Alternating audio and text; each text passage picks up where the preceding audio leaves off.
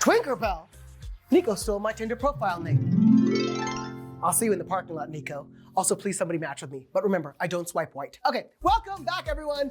You know, Another Gay Movie really was a first of its kind of gay film, and one that even now is hard to top. Sure, we have our first big budget studio gay romantic comedy, Bros. What the heck were we supposed to do back in the day, though? We had no roadmap on how to date. We were lost. We didn't even have our own rom-coms. We didn't have The Notebook. We didn't even have the pamphlet. So, in honor of this groundbreaking movie, for this episode of Queer Classics, we have a very special treat. We sat down with the stars of Another Gay Movie for their first reunion in 15 years. Hear what they had to say about what it was like to work on such a wild, boundary-pushing movie. Looking back 15 years on it and what I've learned from the whole experience, it's still completely overwhelming, I must admit, because I just watched it again last night with a live crowd on a screen after 15 years, and I'm looking at myself and I'm feeling so proud of the movie and that I did it. And it kind of broke down a well. I feel like in my career and in my life, I'm kind of having a deeper queer awakening within myself. So I look at this and I'm like, oh, I like this is part of my history that I did. And I think the film itself had it gave me a kind of freedom to be gay in a way that I didn't even realize. Like, obviously it was sort of like a ticket to be like, go as loud and gay as you want right now because you're in a movie playing that part. But like, I was sharing some real feelings and desires and actions. And I'm just proud of it. And I want more of that queer vibe in my life.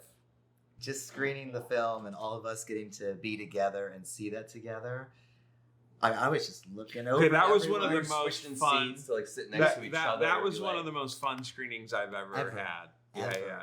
For a film that I've done. I mean, I'll never forget that. Reconnecting with these humans that I so love and this experience that I loved doing.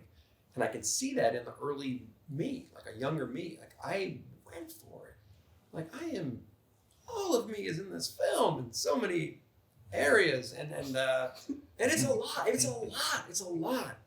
And I'm so proud of the younger me because there's no apology with Jared and what I was doing. I just did it. And nobody would ever make this film now.